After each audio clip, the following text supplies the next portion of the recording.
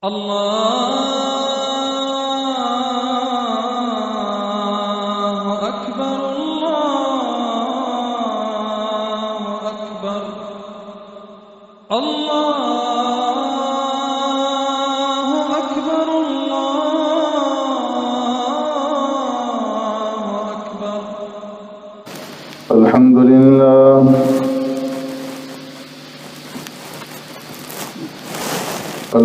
لله نحمده ونستعينه ونستغفره ونؤمن به ونتوكل عليه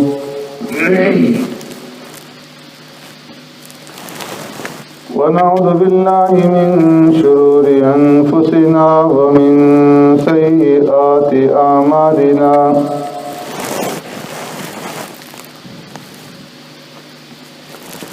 من يهده الله فلا مضل له ومن يضلله فلا هادي له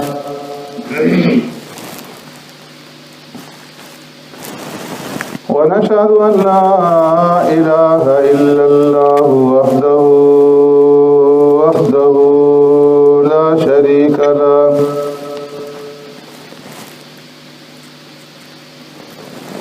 ونشهد أن سيدنا ونبينا ومولانا محمدا عبده ورسوله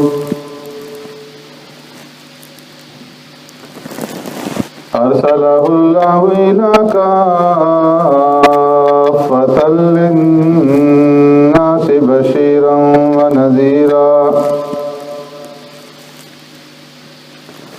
وداعيا إلى الله بإذنه وسراجا منيرا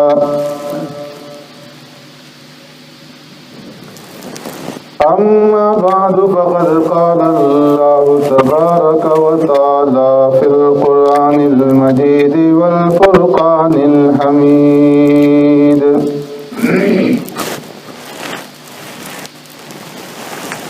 فأعوذ بالله من الشيطان الرجيم بسم الله الرحمن الرحيم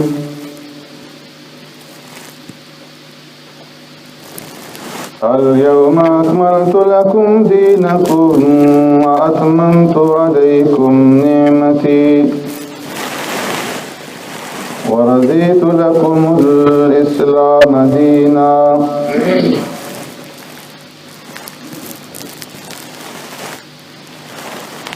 وقال النبي صلى الله عليه وسلم فإن أصدق الحديث كتاب الله وخير الهدي هدي محمد صلى الله عليه وسلم وشر الأمور محدثاتها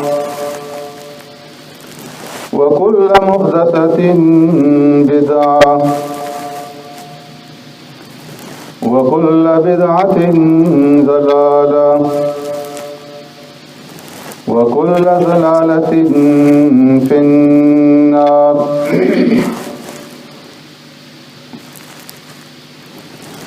وعن عائشة رضي الله تعالى عنها قالت قال رسول الله صلى الله عليه وسلم من أحدث في أمرنا هذا ما ليس منه فهو رد أو كما قال عليه الصلاة والسلام. صدق الله مولانا العظيم وصدق رسوله النبي الكريم ونحن على ذلك من الشاهدين والشاكرين والحمد لله رب العالمين. يا رب صل وسلم دائما أبدا على حبيبك خير الخلق كلهم هو الحبيب الذي ترجى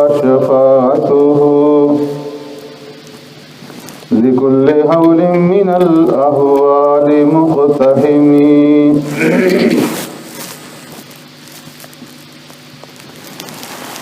اليوم أكملت لكم دينكم. آج کے دن میں نے مکمل کر دیا تمہارے لیے تمہارے دین کو. وَأَتْمَمْتُ عَلَيْكُمْ نِعْمَتِي. اور تمام کر دی تم پر اپنی نعمتیں. وَرَضِيتُ لَكُمُ الْإِسْلَامَ دِينًا. اور پسند کر لیا تمہارے لیے اسلام کو باعتبار دین کے. آمنت باللہ وبآیاتہ.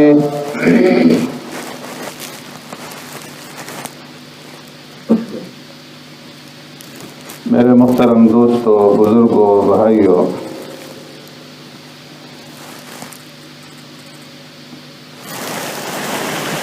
اللہ رب العزت نے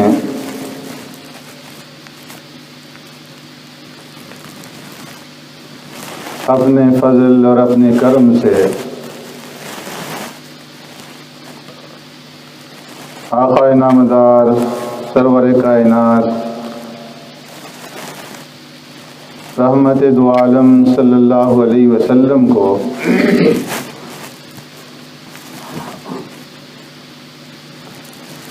ایک ایسا دین، ایک ایسا قانون اور ایک ایسا آئین دے کر مبعوث فرمایا جو ہر اعتبار سے کامل اور مکمل ہے.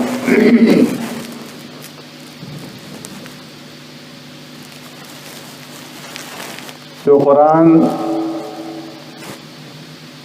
اور احادیث کی شکل میں امت محمدیہ صلی اللہ علیہ وسلم کے پاس موجود ہے، اور بغیر کسی تنسیخ کے، بغیر کسی کمی کے من وعن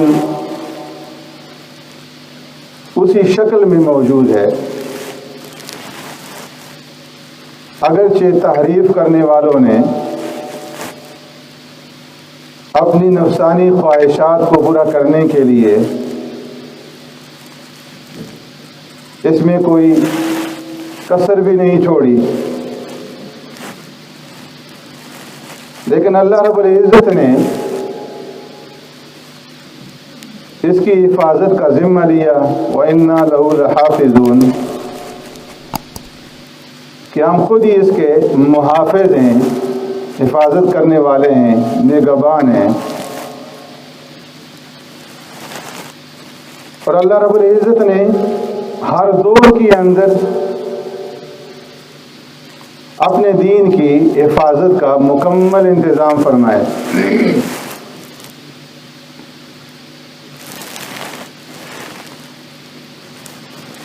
کسی قانون کو اور کسی آئین اور دستور کو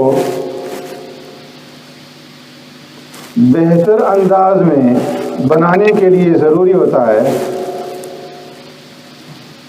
کہ آئین اور قانون جو بنانے والا ہے اس کو مستقبل کے بارے میں، فیوچر کے بارے میں بہتر انداز میں معلومات حاصل ہو. جس کو مستقبل اور فیوچر کے بارے میں جتنا زیادہ اچھا علم ہوگا وہ قانون بھی اتنا ہی اچھا بنا سکے گا. اور مخلوق کے پاس جو علم ہے فیوچر اور مستقبل کے بارے میں وہ کامل نہیں، مکمل نہیں، ناقص ہے، ناتمام ہے. ان کے پاس جو اسباب ہیں، جو وسائل ہیں، جو ذرائع ہیں، وہ محدود ہیں. تو اس لیے ان کا بنایا ہوا قانون، ان کا بنایا ہوا دستور، ان کا بنایا ہوا آئین وہ مکمل نہیں ہوتا، بلکہ آئے دن اس کے اندر ترامیم کی ضرورت پڑتی ہے. آپ دیکھتے ہیں دنیا کے اندر جہاں کہیں بھی، جس ملک کے اندر بھی، جس ادارے کے اندر بھی جب کوئی قانون اور آئین اور دستور بنایا جاتا ہے تو قانون کے ماہر چیدہ لوگ خاص ذہن مل کر کے بیٹھتے ہیں، قانون کے اس جز کے اوپر، اس شق کے اوپر بحث مباحثہ ہوتا ہے. مہینے گزر جاتے ہیں، بحث و تمہیز کے بعد ایک قانون بنتا ہے، اور کچھ ہی دن گزرنے پڑتے ہیں کہ پھر اس کے اندر جو ہے ایک ترمیم لائی جاتی ہے، ترمیم کی ضرورت پڑ جاتی ہے. آپ سنتے ہیں پاکستانی آئین اور قانون کے بارے میں آج 17ویں ترمیم پاس ہو گئی، آج 18ویں، آج 19ویں، آج 20ویں، آج قانون کی فلاں شق کی فلاں جز کے اندر فلاں ترمیم کی گئی، فلاں دفعہ کو حذف کیا گیا، فلاں دفعہ شامل کی گئی. تو قیامت تک یہ ہوتا رہے گا، اس لیے کہ مخلوق کے پاس فیوچر اور مستقبل کے بارے میں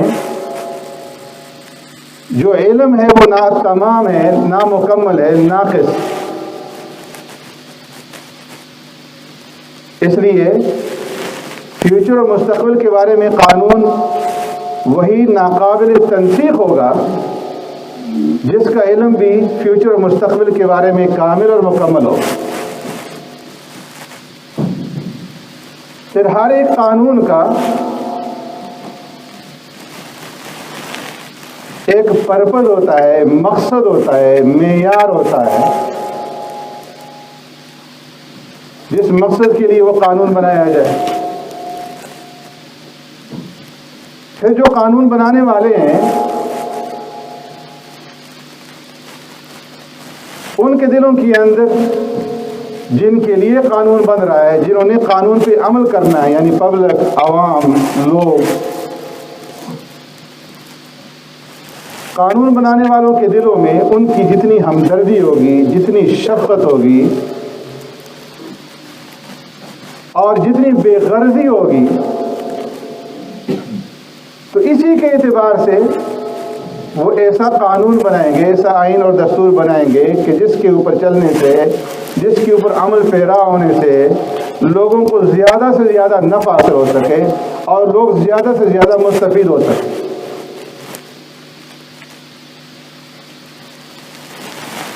اب فیوچر اور مستقبل کے علم کے بارے میں اللہ سے بڑھ کر کے کسی کا علم نہیں ہو سکتا. الا یعلم من خلق وهو اللطیف الخبیر، جس نے پیدا کیا اس سے بڑھ کر کس کا علم ہو سکتا ہے؟ جو باریک بین ہے، جو خبردار ہے، جو علیم ہے، جو جاننے والا ہے، اس سے بڑھ کر کے کوئی خبردار نہیں ہو سکتا، کسی کا علم نہیں ہو سکتا. اور جو الرحمن اور الرحیم ہے، اس سے زیادہ مہربان کوئی نہیں ہو سکتا، اس سے زیادہ شفیق کوئی نہیں ہو سکتا، اس سے زیادہ ہمدرد کوئی نہیں ہو سکتا. اور جو صمد ہے اس سے زیادہ بے نیاز کوئی نہیں ہو سکتا، اس سے زیادہ مستغنی کوئی نہیں ہو سکتا. تو اس اعتبار سے اس کا جو قانون بنایا ہوا ہے وہ ہر اعتبار سے کامل اور مکمل ہے. ایسا قانون، ایسا آئین، ایسا دستور کہ اس کے بعد پھر کسی اور قانون کی اور کسی اور آئین اور دستور کی ضرورت باقی نہیں رہتی. الا لہ الحکم والامر، کس کی مجال ہے کہ اس کی موجودگی میں وہ کوئی قانون بنا سکے، اس کی موجودگی میں وہ کوئی حکم کر سکے؟ ان الحکم الا للہ، حکم صرف اللہ ہی کا چلتا ہے۔ تو اس لیے اللہ رب العزت نے جو قانون بنایا اور اس قانون کی تکمیل کر دی، اس قانون کا نام ہے دین، اس قانون کا نام ہے مذہب، اس قانون کا نام ہے شریعت۔ اور یہ قانون اللہ نے مخلوقات میں سے صرف انسانوں کو دیا ہے، اور انسانوں سے پھر اس کی تعمیل چاہیے کہ تم نے اس کے اوپر عمل کرنا، اور عمل کروانے کے لیے، اس قانون کو سکھلانے کے لیے پھر مختلف ادوار میں، مختلف زمانوں میں اللہ نے انبیاء کا سلسلہ جاری کیا۔ نبی آتے رہے، لوگوں کو سمجھاتے رہے کہ یہ دین ہے، اور اس دین کے اوپر تم نے اس طرح سے چلنا ہے، اللہ کا یہ قانون ہے، اور اس قانون کے اوپر اس طرح سے تم نے عمل پیرا ہونا ہے۔ اور اس قانون کی تکمیل جو ہوئی، اس دین کی جو تکمیل ہوئی، وہ خاتم النبیین رحمت للعالمین جناب محمد الرسول اللہ صلی اللہ علیہ وسلم کی تشریف آوری کے اوپر ہوئی کہ آپ صلی اللہ علیہ وسلم نے اپنی وفات سے 81 روز پہلے حجۃ الوداع کے موقع پر میدان عرفات میں جمعہ کے دن عصر کے وقت تقریباً 1,24,000 نفوس قدسیہ کی موجودگی میں اعلان کیا، الیوم اکملت لکم دینکم واتممت علیکم نعمتی ورضیت لکم الاسلام دینا، کہ آج ہم نے تمہارے لیے تمہارے دین کو کامل اور مکمل کر دیا ہے،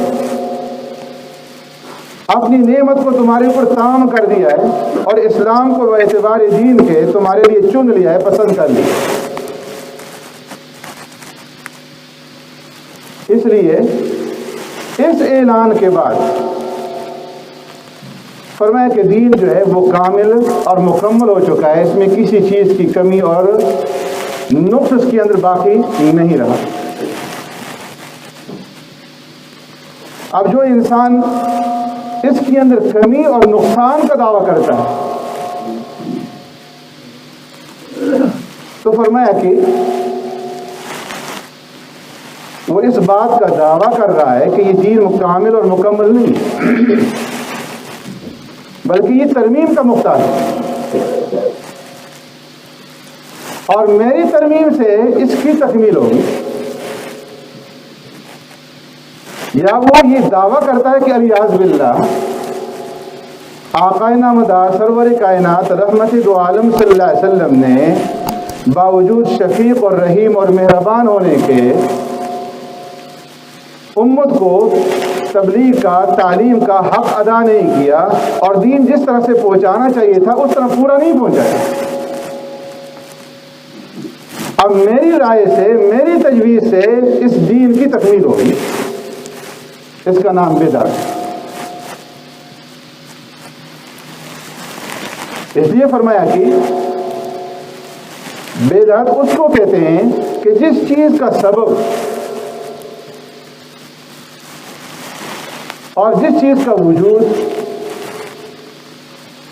خیر القرون کے اندر موجود تھا، یعنی صحابہ اکرام رضوان اجمعین اور پیارے پیغمبر صلی اللہ علیہ وسلم کے زمانے میں، اس چیز کا داعیہ، اس چیز کا سبب، اس کا وجود موجود تھا، لیکن اللہ کے رسول صلی اللہ علیہ وسلم نے اس کا حکم نہیں دیا، اس کی تلقین نہیں کی، قرآن نے اس کا حکم نہیں دیا، صحابہ نے اس کو اختیار نہیں کیا۔ اور آج جو ہے اگر کوئی آدمی کسی چیز کو دین کے اندر شامل کر کے اس کو دین بنا لیتا ہے، اس کو فرض، واجب، سنت، مستحب کا درجہ یا ثواب کا درجہ دیتا ہے، تو فرمایا کہ یہ اللہ اور اللہ کے رسول سے آگے بڑھنا ہے،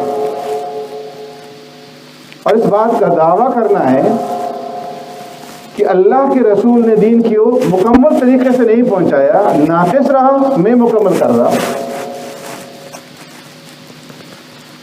بہت ساری چیزیں مثال کے طور پر اذانیں اس وقت بھی ہوتی تھی، آج بھی ہوتی ہیں، نمازیں اس وقت بھی پڑھی جاتی تھی، صلاۃ و سلام اس وقت بھی پڑھا جاتا تھا، پیدائشیں اور ختنے اس وقت بھی ہوتے تھے، شادی اور غمی اس وقت بھی ہوتی تھی، اور تجہیز اور تکفین اس وقت بھی ہوتی تھی، جنازے اس وقت بھی پڑھے جاتے تھے۔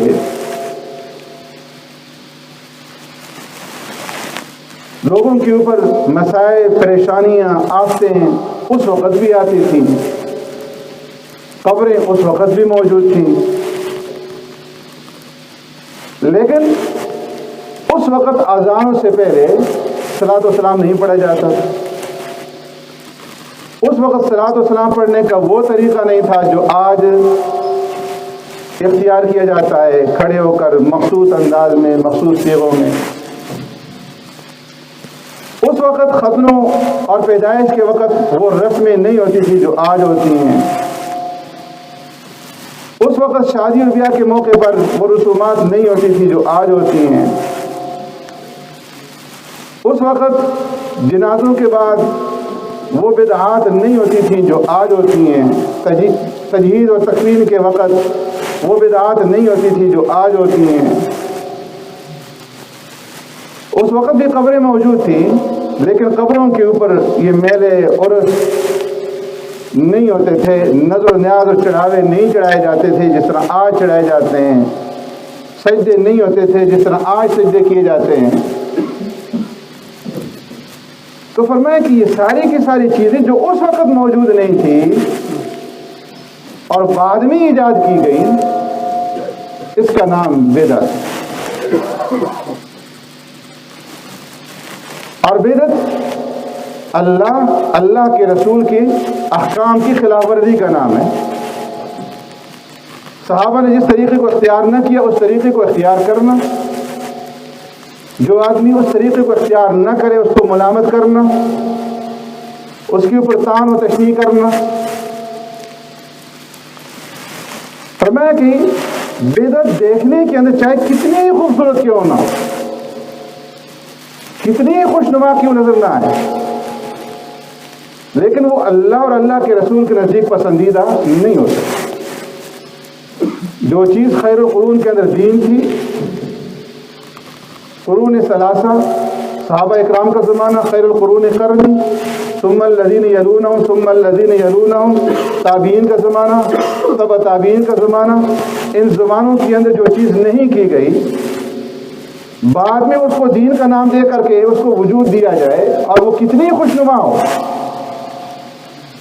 لیکن فرمایا کہ وہ اللہ کے ہاں اور اللہ کے رسول کے ہاں اس کی کوئی اہمیت نہیں۔ اس لیے امام مالک رحمۃ اللہ تعالی علیہ فرماتے ہیں، من احدث فی دین الاسلام بدعۃ یراها حسنۃ، کہ جس آدمی نے دین اسلام کے اندر کسی بدعت کو نکالا اور اس کو اچھا سمجھا، اس کو باعث اجر و ثواب سمجھا، تو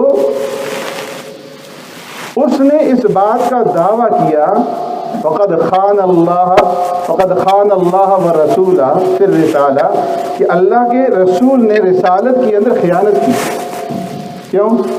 لأن اللہ تبارک و تعالی یقول اليوم اکملت لکم دینکم واتممت علیکم نعمتی ورضیت لکم الاسلام دینا۔ اللہ تو یہ فرما رہے ہیں کہ ہم نے تمہارے لیے تمہارے دین کو مکمل کر دیا، اپنی نعمت کو تمہارے اوپر تام کر دیا، دین اسلام کو باعتبار دین کے تمہارے لیے پسند کر لیا، اور یہ کہتا ہے کہ دین مکمل نہیں۔ اللہ کے رسول نے رسالت کے پہنچانے کے اندر الیاذ باللہ خیانت کی۔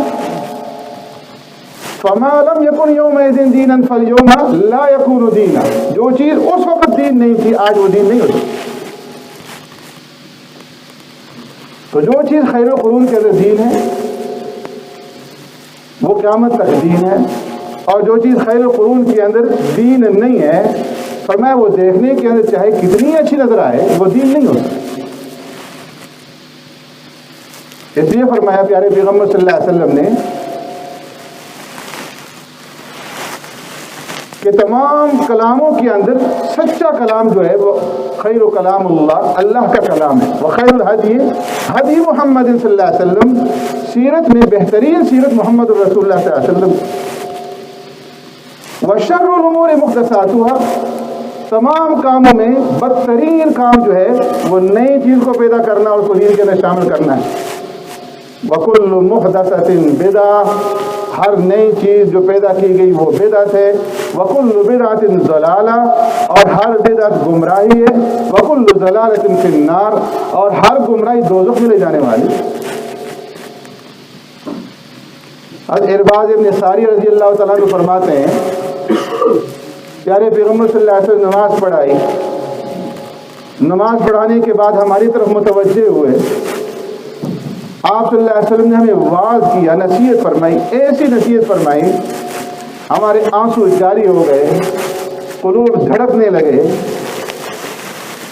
ایک آدمی نے کھڑے ہو کر عرض کیا، اے اللہ کے رسول صلی اللہ علیہ وسلم، آج کی واعظ اور آج کی نصیحت سے یوں محسوس ہو رہا ہے کأنہا موعظۃ مودع، کہ یہ ایک رخصت کرنے والے انسان کی وصیت ہے، کہ جو رخصت ہو رہا ہے اور اپنے پیچھے لینے والوں کو وصیت کر رہا ہے۔ فاوصینا یا رسول اللہ، اے اللہ کے رسول صلی اللہ علیہ وسلم ہمیں وصیت فرمائیے۔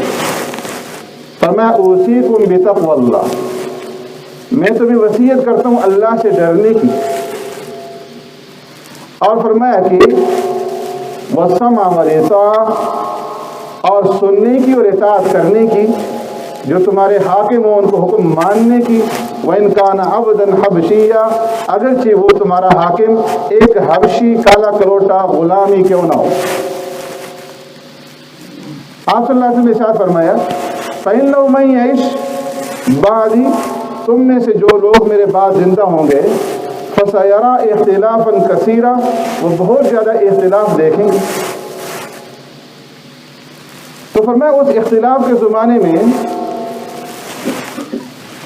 تم میری سنت کو مضبوطی کے ساتھ پکڑنا، بالنواجذ، ہاتھوں سے اور دانتوں سے، اور گمراہی کو اختیار نہ کرنا، اس لیے کہ ہر نئی چیز دین کے اندر بدعت ہے، وَكُلُّ بِدْعَةٍ ضَلَالَةٍ، اور ہر بدعت گمراہی، وَكُلُّ ضَلَالَةٍ فِي النَّارِ، ہر گمراہی دوزخ میں لے جانے والی۔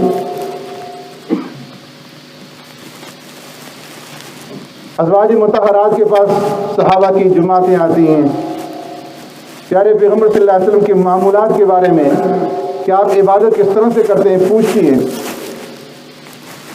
ازواج مطہرات امہات المؤمنین بتاتی ہیں کہ آپ صلی اللہ علیہ وسلم کے یہ معمولات تھے۔ تو حدیث میں آتا ہے کہ ان لوگوں نے ان کو کم سمجھا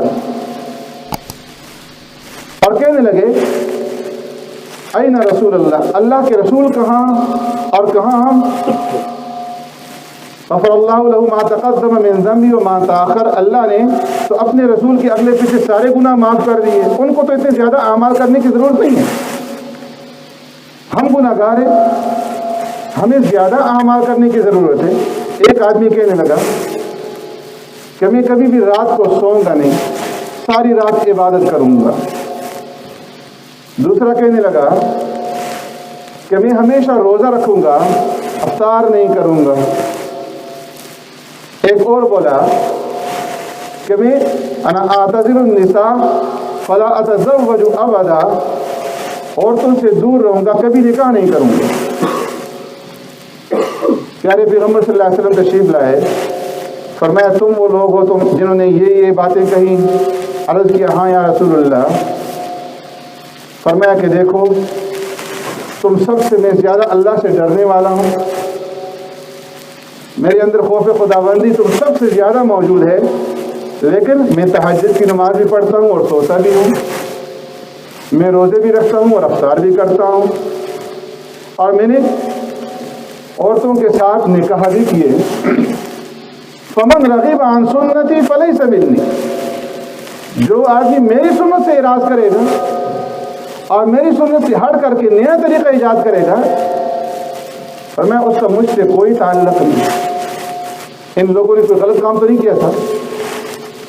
ایک نے کہا تھا ساری رات عبادت کروں گا، دوسرے نے کہا تھا سارے دن روزہ رکھوں گا، تیسرے نے کہا تھا کہ نکاح کرنے کی وجہ سے عبادات کے اندر خلل ہوگا تو عورتوں سے نکاح نہیں کروں گا، دور رہوں گا اور عبادات کے اندر مشغول رہوں گا۔ لیکن نبی کے طریقہ کا خلاف تھا، اس لیے آپ نے فرمایا فمن رغب عن سنتی فلیس منی، جس نے میری سنت سے اراض کیا اس سے میرا کوئی تعلق نہیں۔ ام المؤمنین فرماتی ہیں پیارے پیغمبر صلی اللہ علیہ وسلم نے ارشاد فرمایا من احدث فی امرنا ھذا ما لیس منہ فہو رد، جس نے ہمارے دین میں کسی نئی چیز کو ایجاد کیا، نئی چیز نکالی جس کا ہم نے حکم نہیں دیا تھا، فہو رد، فرمایا وہ مردود، اس کا ہمارے دین کے ساتھ کوئی تعلق نہیں۔ تو اس لیے فرمایا کہ بدعت چاہے دیکھنے میں وہ کتنی خوش نما نظر آئے، اور بدعت ہمیشہ لوگ جو ایجاد کرتے ہیں ثواب کی نیت سے کرتے ہیں، اس کو عبادت سمجھ کر کے کرتے ہیں، لیکن فرمایا کہ وہ اللہ کے ہاں اور اللہ کے رسول کے ہاں مقبول نہیں ہے۔